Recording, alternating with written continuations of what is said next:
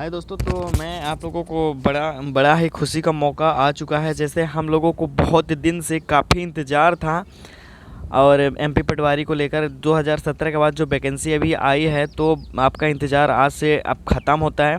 तो आप लोगों के पास अभी काफ़ी भी टाइम है। आप लोग ज़्यादा से ज़्यादा अभी अपने स्टडी पर ही फोकस करिए। तो एमपी पटवारी 2023 अब आयु सीमा की अगर बात करें, वीडियो को मतलब स्टार्ट करते हैं, ठीक है ना। आयु सीमा की बात करें तो इसमें आयु सीमा 18 से 40 वर्ष तक दिखाया गया है नोटिफिकेशन में, ठीक है। और इसकी जो मतलब जो गिनने काउंटिंग करने का जो टाइम है वो 1 जनवरी 2023 से जन्म तिथि जोड़ा जाएगा, ठीक है ना। 1 जनवरी से काउंटिंग किया जाएगा। तो आप लोगों को घबराने और परेशान होने की कोई ज़्यादा ज़रूरत नहीं है।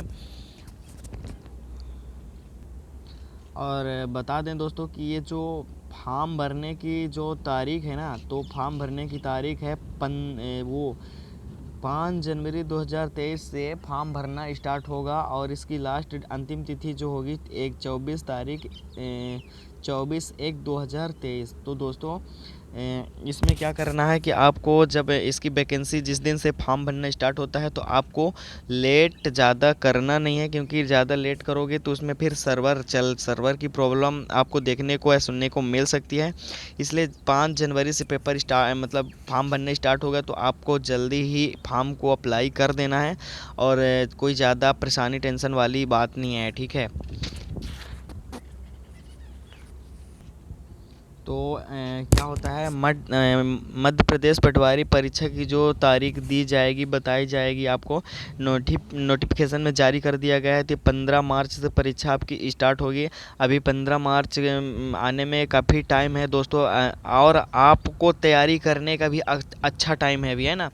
तो आपको घबराने की कोई ज़रूरत नहीं है। 2017 के बाद वैकेंसी अभी आई है, 2023 में वैकेंसी इसकी जारी कर दी जाएगी। और 5 जनवरी से आपको फॉर्म कैसे भी करके और अच्छे से कंटेंट बनाकर फॉर्म को भर देना है। दोस्तों मैं सिलेबस सब बताऊंगा, वीडियो से बने रहिएगा। सिलेबस क्या क्या है, क्या क्या चेंज हुआ है, सब कुछ बातें बताएंगे आपको। दोस्तों मैं फिर से एक बार कह रहा हूँ, फॉर्म जो भरा जाएगा 5 जनवरी से, इसलिए आप जल्दी चले जाइए। ऐसा ना हो कि सर्वर बंद हो जाए या ज़्यादा टाइम ना लगाएं। और अंतिम तिथि का इंतज़ार मत करिएगा। जैसे वैकेंसी का फॉर्म स्टार्ट होता है, तो आपको 5 जनवरी को या 6 जनवरी 7 जनवरी को आपको इस दिन आसपास फॉर्म भर देना है। और जो लास्ट अंतिम तिथि उसका इंतज़ार नहीं करना है। 24/1/2023 तक में सर्वर जो है स्लो चलने लगता है। और मध्य प्रदेश पटवारी की परीक्षा 15 मार्च से परीक्षा स्टार्ट होगी। सबसे बड़ा और सबसे ख़तरनाक कन्फ्यूज़न जो अब आज के मतलब स्टूडेंट के दिमाग में चल रहा है, सीपीसीटी। भाई मैं बता दूं, सीपीसीटी के बारे में आपको एक भी टेंशन लेने की कोई ज़रूरत नहीं है। सीपीसीटी की आवश्यकता कब पड़ेगी, ये 3 साल तक टाइम दिया जाएगा। मतलब ये जो सीपीसीटी है ना, तो वो इसमें नोटिफिकेशन में साफ साफ बताया गया है कि ये मतलब 3 साल आपके पास टाइम रहेगा। और इसमें क्या है, जिस विद्यार्थी के पास सीपीसीटी नहीं है वो भी इस एग्ज़ाम को दे सकेंगे। हाँ दोस्तों, आपने सही सुना, जिस विद्यार्थी के पास सीपीसीटी सर्टिफिकेट नहीं है तो भी इस एग्ज़ाम को दे सकेंगे, कोई टेंशन वाली बात नहीं है। और आपके लिए मैंने एक कंटेंट लिखा है, सिलेक्शन के बाद सीपीसीटी की आवश्यकता होगी। हाँ दोस्तों, आपने सही सुना, जो मतलब सीपीसीटी की जो आवश्यकता होगी वो सिलेक्शन के बाद होगी, सीपीसीटी की आवश्यकता होगी। तो आपको ज़्यादा सोचने की और ज़्यादा घबराने की कोई ज़रूरत नहीं। मैं सीपीसीटी के बारे में एक और जानकारी दे दूं जो बहुत इस समय दिमाग में चल रहा है। कोई बोल रहा है सीपीसीटी नहीं है तो मैं एग्ज़ाम नहीं दे पाऊँगा। भाई ठीक है, एग्ज़ाम ऐसा नोटिफिकेशन में अब जारी कर दिया गया है, तो आपको सीपीसीटी पे एक भी ध्यान नहीं देना है। ध्यान देने वाली बात है वो आपका जो एग्ज़ाम का जो टाइमिंग रहेगा उसमें ध्यान देने वाली बात आपको करनी पड़ेगी, देखनी पड़ेगी। उसमें आपको ज़्यादा फोकस करना है। और ज़्यादातर आपको सीपीसीटी में एक भी ध्यान नहीं देना है ना। तो सीपीसीटी नहीं है, जिनके पास सीपीसीटी नहीं है वो भी फॉर्म को भर सकेंगे। और जिनके पास है तो वो तो बात ही छोड़ दिया, जिनके पास नहीं वो घबराए मत। उसकी आवश्यकता सिलेक्शन के बाद पड़ेगी सीपीसीटी। आपको पास 3 साल का टाइम दिया रहेगा, उसमें आपको सीपीसीटी की मतलब जो सर्टिफिकेट वो जमा करनी पड़ेगी। अगर अन्यथा आप अगर सीपीसीटी नहीं देते हैं तो आपका जो मतलब जो सिलेक्शन प्रोसेस आपका हुआ है वो फिर आपका निरस्त कर दिया जाएगा। दोस्तों मैं अब आपको सिलेबस के बारे में जानकारी दे दूं और सिलेबस में क्या क्या है और क्या क्या चेंज हुआ है, सारी बातें आपको दिखाते हैं और आपको समझाने का प्रयास करते हैं। आशा करते हैं कि आपको समझ में आ जाएगा हमारी बातों से। जैसे दोस्तों ये जो है ना, पहले मैथ और इंग्लिश, मैथ है फर्स्ट और इंग्लिश है, और तीसरा साइंस है और हिंदी है। तो आपको ज़्यादा कुछ इसमें चेंजेस नहीं देखने को मिलेगा। कंप्यूटर भी है, रीजनिंग भी है और एमपीजीके है। तो इसमें क्या है, कंप्यूटर है, कंप्यूटर के फील्ड से एक और नई बात बता दूं। कंप्यूटर में अगर आप जैसे तैयारी कर रहे हैं ना, वो सीपीसीटी इसलिए मांगा करता है क्योंकि सीपीसीटी से भी क्वेश्चन आया करते हैं कंप्यूटर के बुक में।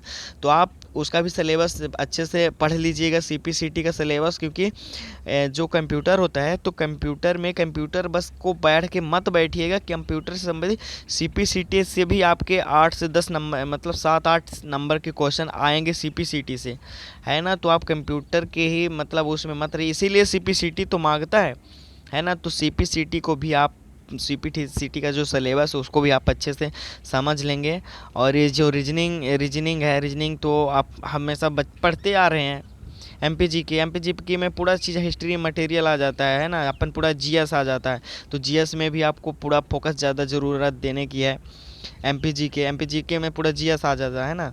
और ये मैनेजमेंट, ये नया सब्जेक्ट है। हालांकि मैं जो मतलब कॉलेज में अभी पढ़े होंगे तो मैनेजमेंट के बारे में पढ़े होंगे, है ना। तो ये नया सब्जेक्ट जो है वो मैनेजमेंट का है। तो मैनेजमेंट यानी प्रबंधक। तो आपको क्या करना है, इसमें ज़्यादा टेंशन, जो कॉलेज वाले होंगे तो कॉलेज में ज़्यादातर बीए और बीकॉम बीबीए इनमें मैनेजमेंट का शायद कोर्स है। तो ये लोगों को जानकारी है सारे मैथ, इंग्लिश, साइंस और हिंदी, टोटल 25-25 के नंबर के एक सब्जेक्ट से प्रश्न रहेंगे और 25 मार्क्स के रहेंगे। टोटल 100 होंगे। और इसमें से आपको बता दें, कंप्यूटर, रीजनिंग और एमपीजीके और क्या बोलते हैं मैनेजमेंट सिस्टम, इसमें से भी 25-25 नंबर के क्वेश्चन होंगे। टोटल 25 क्वेश्चन होंगे एक सब्जेक्ट से। और टोटल रीजनिंग, एमपीजीके, मैनेजमेंट और कंप्यूटर दोनों से 25-25 क्वेश्चन होंगे। तो टोटल मिला के 100 प्रश्न, 100 मतलब 100 नंबर के टोटल 200 मार्क्स हो जाएंगे, ठीक ना। तो ये 200 प्रश्न, 200 मार्क्स का आपको टाइम भी दिया जाएगा, 3 घंटे का टाइम दिया जाएगा। परेशान होने की और निराश होने की कोई आवश्यकता नहीं दोस्तों मैं आपके जानकारी के लिए बता दूं दोस्तों, इसमें 2 पेपर होंगे, पेपर ए और पेपर बी। तो पेपर ए जैसे अभी मैंने आपको सारी बात इंग्लिश में लिखा था, वही सारी बातें हैं। तो इसमें हिंदी से मैं आपको मतलब ताकि आसानी हो समझने में, इसलिए मैं हिंदी से भी आपको मतलब आपके लिए बना कर रखा हूँ, है ना।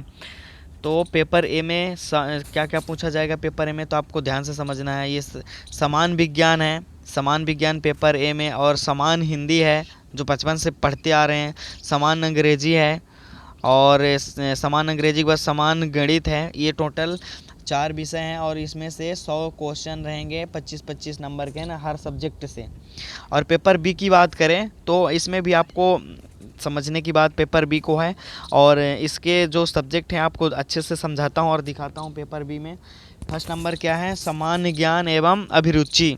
फर्स्ट में है सामान्य ज्ञान एवं अभिरुचि है। फिर इसके बाद सेकंड है समान कंप्यूटर है, समान कंप्यूटर ज्ञान है। फिर बाद है समान तार्किक योग्यता। फिर है समान प्रबंधक। ये समान प्रबंधक वही है मैनेजमेंट, समान प्रबंधक है। तो आपको ज़्यादा परेशान होने की कोई ज़्यादा ज़रूरत नहीं है। टोटल दोनों से 100-100 नंबर के क्वेश्चन आएंगे, और 100-100 नंबर के क्वेश्चन आएंगे, 100 नंबर नहीं 25-25 के आएंगे, टोटल 100 नंबर के रहेंगे। और इसमें भी टोटल 25-25 के रहेंगे, टोटल 100 नंबर के प्रश्न आपको देखने को मिलेंगे। Total 200 marks, 200 number. टाइम भी आपको दिया जाएगा 2-3 घंटे का,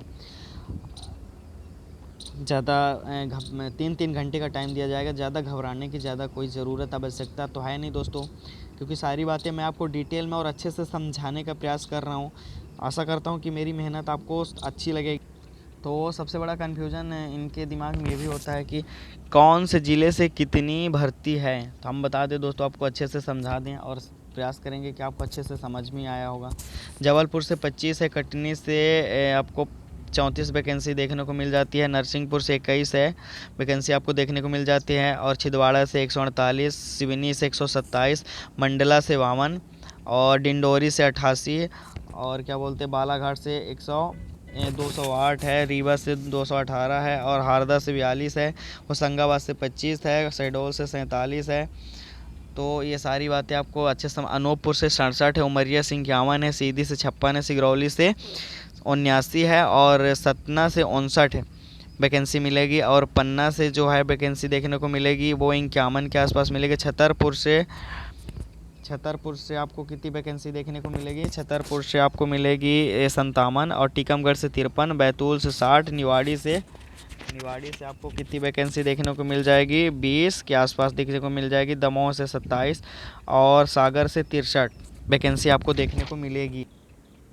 श्योरपुर से 17, मुरैना से 7, सिवनी से 79, गुना से कितना हो जाएगा? 33, अशोकनगर से 23, दतिया से 3, उज्जैन से 23, देवास से कितना हो जाएगा? 18 हो जाएगा और शाहजहाँपुर से 32 हो जाएगा। शाहजहाँपुर से कितना हो जाएगा? 32 हो जाएगा।